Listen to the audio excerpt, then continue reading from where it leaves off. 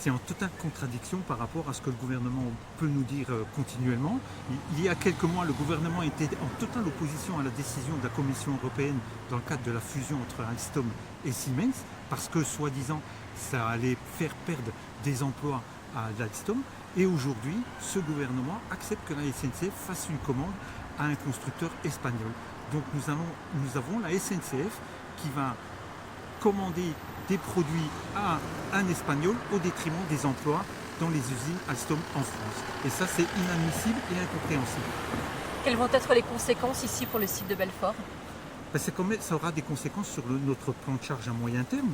C'est quand même un produit pour lequel nous devions fabriquer des motrices dans le cadre de ces trains régionaux.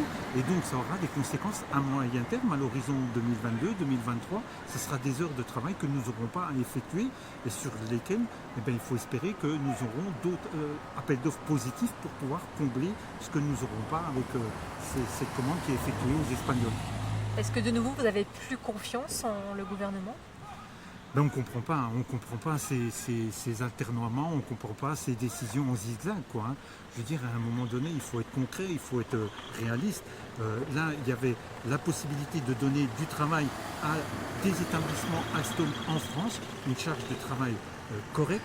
En plus, c'est sur des deniers publics, c'est de l'argent qui provient de nos impôts. Et malheureusement, cette commande est effectuée à l'étranger.